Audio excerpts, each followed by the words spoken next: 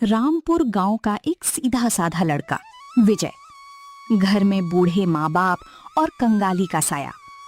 जब घर का खर्च चलाना मुश्किल हो गया तो विजय भारी मन से काम की तलाश में दिल्ली चला गया।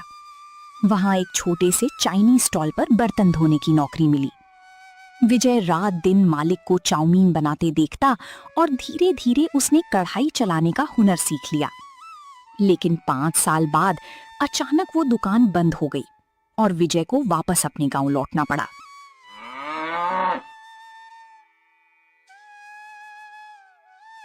बेटा विजय, दिल्ली से आए 2 महीना बीत गया। घर का राशन भी खत्म होने को है। तोहरे बाबूजी की दवाई भी लानी है। आगे का सोचे हो बेटा? माँ, तुम फिक्र मत करो। हम हाथ पर हाथ धरे नहीं बैठेंगे। कुछ ना कुछ रास्ता जरूर निकालेंगे। काम की तलाश में विजय गांव के चौराहे पर भटक रहा था। तभी उसने देखा कि गांव के कुछ बच्चे शाम को कुछ चटपटा खाने के लिए मचल रहे थे। लेकिन चौराहे पर सिर्फ ठंडी बासी समोसे और पकौड़ियां ही मिल रही थीं। यहीं से विजय के दिमाग की बत्ती जली। सुखे काका, अहाँ गांव में लड़कन को खाए के लिए कुछ नया काहे नहीं मिलता? वही रोज का बासी समोसा जिसे फिर से तेल में गरम करके खिला देते हो। अरे बिजैया, ये गांव है, यहाँ समोसा जलेबी ही चलता है। शहर का ठाठ यहाँ नहीं चलेगा। चुपचाप खेती बाड़ी देख। नहीं काका, हम शहर में जो चाउमीन बनाते थे वो यहाँ बनाएंगे। बहुत सस्ती और चटपटी बनेगी। गरीब से गरीब बच्चा भी खरीद सकेगा। जेब खाली थी पर हौसला बड़ा। माँ के बक्से से जैसे तैसे 500 रुपए उधार लेकर विजय शहर गया। उतने पैसों में सिर्फ एक कढ़ाई, नूडल्स की पैकेट और सॉस की सस्ती बोतलें आईं। विजय ने घर का पुराना ठेला निकाला और उस पर एक मिट्टी का चूल्हा बनाया और गांव की एक बड़ी पीपल के नीचे अपनी दुकान सजा दी।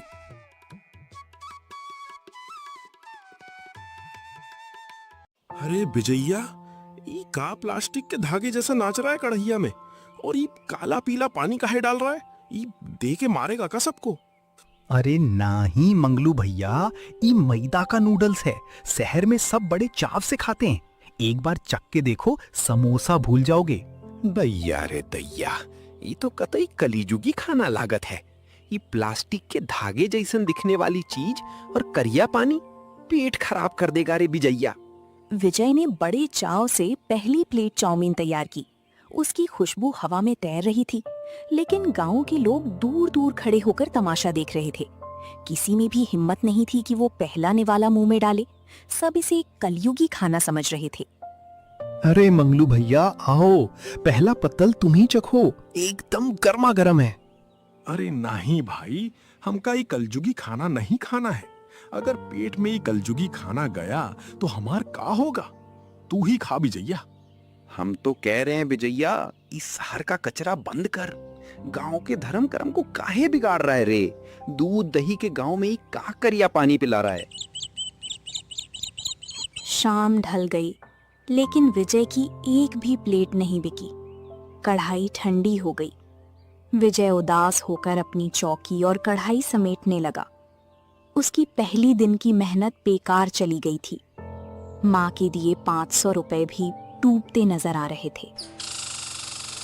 विजय अपने घर जा ही रहा था, तभी वहां से गांव के मुखिया जी का लड़का बबलू गुजरा। बबलू शहर के कॉलेज में पढ़ता था और अक्सर शहर का तड़क भड़क वाला खाना खाता था। उसने जब विजय के ठेले पर नूडल्स के पैकेट और सॉस की बोतलें देखी तो वो रुक गया। अरे विजय, तू तो शहर से आकर यहाँ चाउमीन बना रहा है बे। पर ई का तोहार कढ़ाइया तो ठंडी पड़ी है, कोई खा काहे नहीं रहा? का बताएं बबलू भैया, गांव के लोग ये मैदा के नूडल्स को सफेद धागा और प्लास्टिक समझ रहे हैं। कोई चखने को तैयार ही नहीं है। हमारी तो पूंजी डूब गई। अरे बुद्धू, ये गांव वाले ठहरे सादा सीधा खाने वाले। इनको जब तक अपनी पहचानी हुई चीज नहीं दिखेगी, ये नहीं छुएंगे। तू शहर में सिर्फ सादा चाउमीन बनाता था का? अगर तू इसमें हमारे गांव की शान यानी दूध का ताजा पनीर फ्राई करके डाले, जैसा शहर के बड़े रेस्टोरेंट में पनीर चाउमीन मिलता है, तो हम अभी तोहार 5 प्लेट खरीद लें। बबलू की बात सुनकर विजय के दिमाग के बंद कपाट खुल गए। बात तो लाख टके की थी। गांव वाले अनजान चीज से डर रहे थे, लेकिन पनीर तो हर गांव वाले के घर की भरोसे की चीज थी। बबलू भैया, बात तो आप एकदम पते की कहे हैं, पर हमारे पास पनीर खरीदने के पैसे कहाँ हैं? 500 रुपए तो इसी में फूंक दिए। इले 100 रुपया एडवांस। कल तू पास की डेयरी से आधा किलो पनीर लाना, उसमें से बढ़िया पनीर चाउमीन बनाना। पहली 5 प्लेट हम और हमारे दोस्त खाएंगे। जब गांव वाले हमको खाते देखेंगे तो उनका डर अपने आप भाग जाएगा।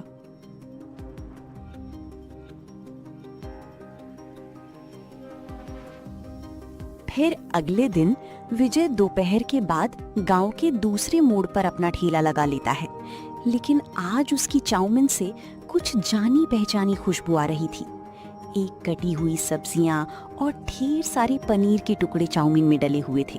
विजय आज अपनी ठेली पर पनीर चाउमीन बना रहा था। अरे आज ही विजैया की कढ़ैया से कौनो अलग महक आ रही है बे। कल जैसा गंध नहीं है। ई का सफेद सफेद बर्फ का टुकड़ा नियर कढ़ैया में तैर रहा है।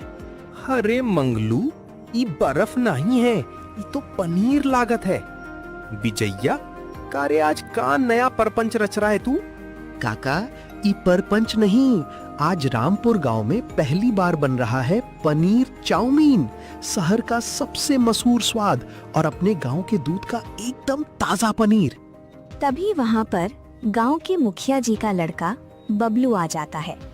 बबलू के आते ही सभी लोग उसे ही देखने लगते हैं। तभी बबलू विजय से कहता है, कारे विजैया, हमारे 5 प्लेट का ऑर्डर तैयार है कि नहीं? पनीर बढ़िया से डाले हो ना? ये लीजिए बबलू भैया, एकदम गर्मा गर्म पनीर चाउमीन। चख के बताइए कैसा बना है? पूरे चौराहे पर सन्नाटा छा गया। दुखहरन और मंगलू चाचा ने अपनी सांसें थाम ली। सब टकटकी लगाए बबलू के हाथ को देख रहे थे, जिसने चाउमीन पनीर का एक बड़ा टुकड़ा उठाया और मुंह में डाल लिया। बबलू ने आंखें बंद की और 2 सेकंड के लिए चुप हो गया। वाह विजैया, ऐसा स्वाद तो हम शहर के बड़े होटल में भी नहीं खाए। ये पनीर का टुकड़ा तो मुंह में जाते ही माखन नियर घुल गई है। 5 प्लेट घर के लिए पैक कर दो।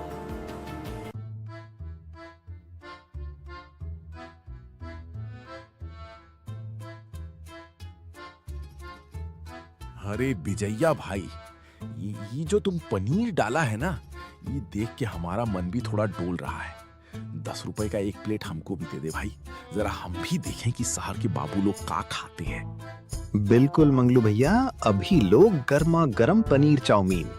मंगलू ने पहले तो उस पनीर को अचरज से देखा, फिर डरते डरते थोड़ी सी चाउमीन उठाई। जैसे ही मंगलू ने पहला निवाला मुंह में रखा, उसकी आंखें फटी की फटी रह गईं। अरे दैया, चाचा, ये तो कतई अमृत है बे। ये जो तीखा चटपटा सॉस है और बीच में जब भी भुना हुआ पनीर दांत के नीचे दब रहा है ना, हाँ, ऐसा स्वाद तो हम अपनी पूरी जिंदगी में नहीं चखे। विजैया, हाथ चूम ले तुहार।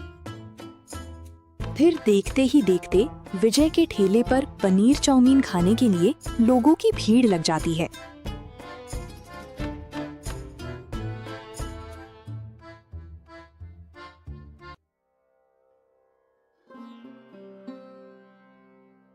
रात के लगभग 9 बज चुके थे। गांव के चौराहे पर सन्नाटा छा गया था, लेकिन विजय के घर के आंगन में दिए की धीमी रोशनी जल रही थी।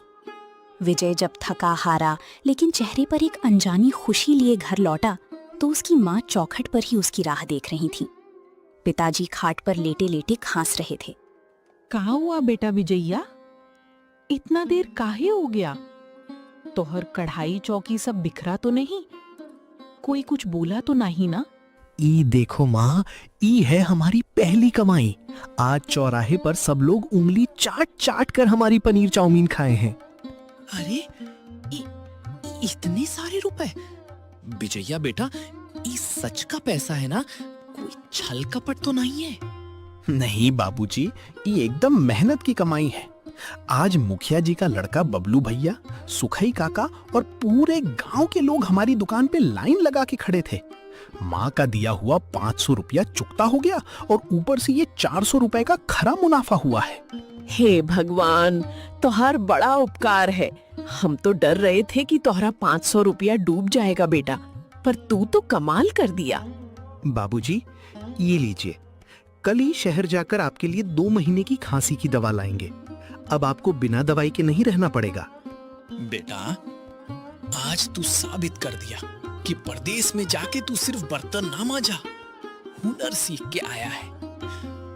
हमारे गरीबी के दिन अब ढलने वाले हैं बेटा।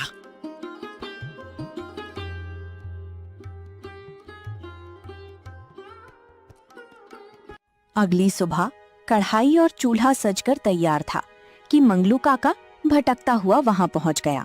अरे मंगलू काका, आज इतनी जल्दी कैसे उठ गए? सुना है कि आप तो सुबह 10 बजे के बाद उठते हैं और फिर भैंसिया चराते हैं। आज का भैंस चराने नहीं गए? अरे बिजैया, भैंस गई पानी पीने। कल रात भर हमको सपने में तुम्हार वही पनीर चाउमीन दिख रही थी। ई ले 20 रुपया। कढ़ैया गरम होते ही सबसे पहला प्लेट हमारा होना चाहिए, समझे?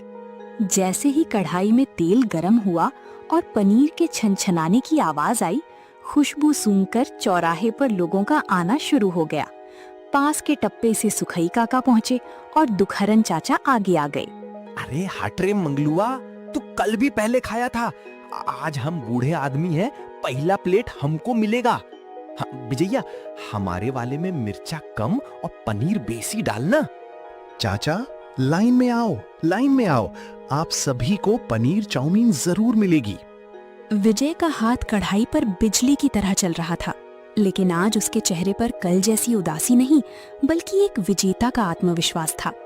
जो गांव कल तक अनजान चीज से डर रहा था, आज वही रामपुर गांव विजय की पनीर चाउमीन का दीवाना बन चुका था।